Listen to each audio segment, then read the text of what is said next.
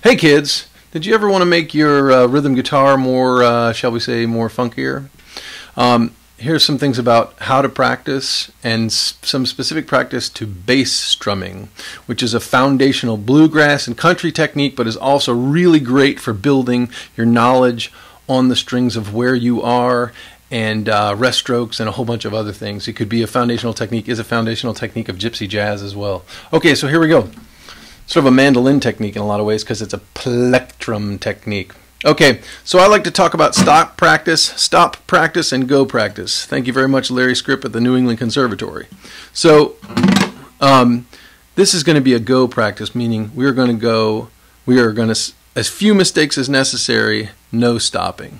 I'm going to play a G chord, this one with 4 fingers, first finger at the 2nd fret of the A, first finger, 2nd fret of the A, 2nd finger, 3rd fret of the E, 3rd finger, 3rd fret of the B, 4th finger, 3rd fret of the high E, like so. And then I'm going to choose this bass note and this bass note as my alternate bass notes. So where we want to end up is playing something like this.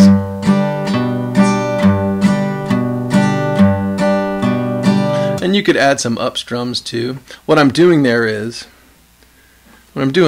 just very simply, I'm playing a rest stroke on the 6th string, and then strumming through the top 4 strings, and then playing a rest stroke on the 5th string, and then strumming through the top 4 strings. That's the goal.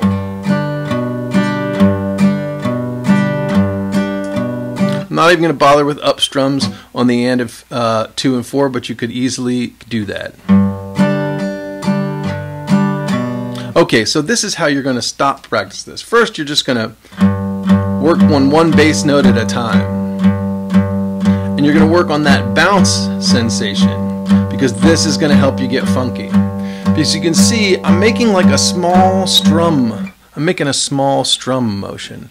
I'm not just picking out the note all by itself. I'm actually coming from more of a strumming place, because this is bass strumming. So I just go boing, boing, boing, as long as you want to, but and you just want to relax. And if you make a mistake, it's just information. I went too far towards the floor. You just notice. And do it for about a minute, 2 minutes. Then practice the other bass note.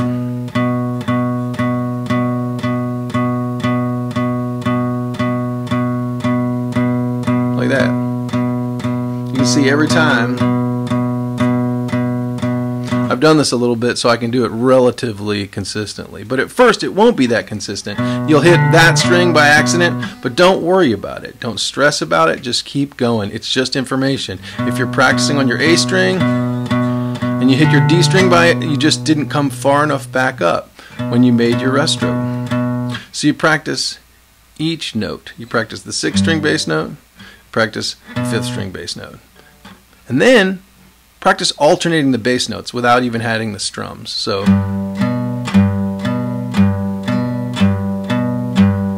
you're going to make mistakes there too, but just keep going. I would recommend using a metronome, actually.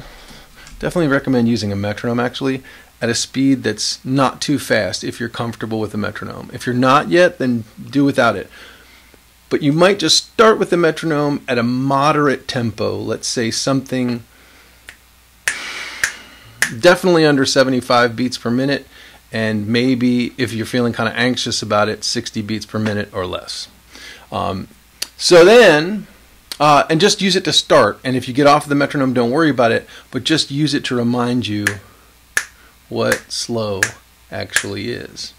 Medium tempo, fine.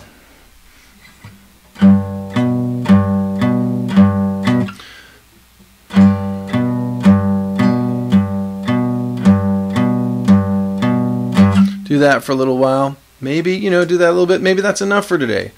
Tomorrow, come back, run through that whole routine. Do one bass note at a time, then do alternating. Then when you get comfortable with that, maybe just practice one bass note and the strum. So the lower bass note, just keep it, making sure to keep that bounce in there. that you're just, it's a rest stroke, but you're really bouncing off the A string here. So in a sense, I'm playing the 6th string, but it's really the 5th string that's the target, because that's where I land.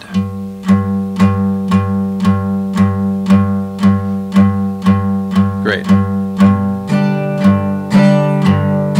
And just get that swinging feeling.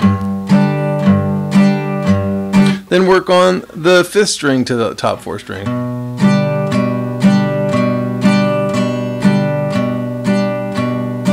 Maybe play louder and play quieter.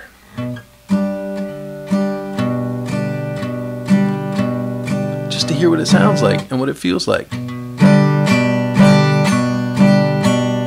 Compare and contrast are great tools for learning guitar.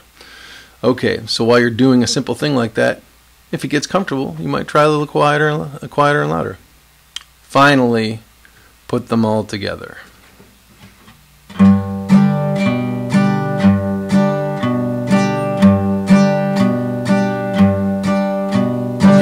Okay, so just to tie that together with some other chords in case you want to play more than one chord, which you might want to do, I don't know. But let's say if you were playing, I'm just going to do C and D, and you can extrapolate from there.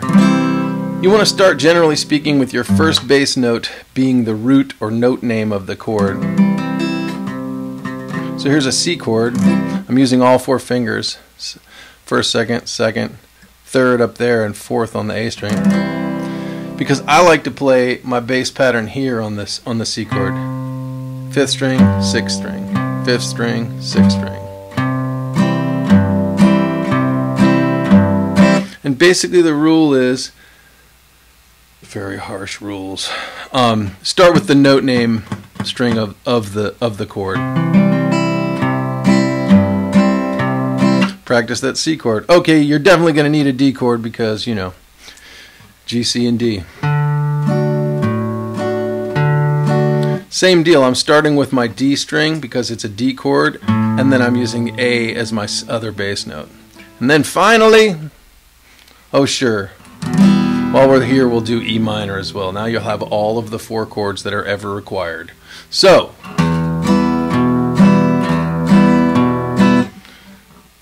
it's an E minor chord, so I'm starting with the E bass note, and then I'm alternating it with the next higher string on the A string, E minor. Okay, go forth and go practice. If you are on time and in tune, you are okay. Have fun.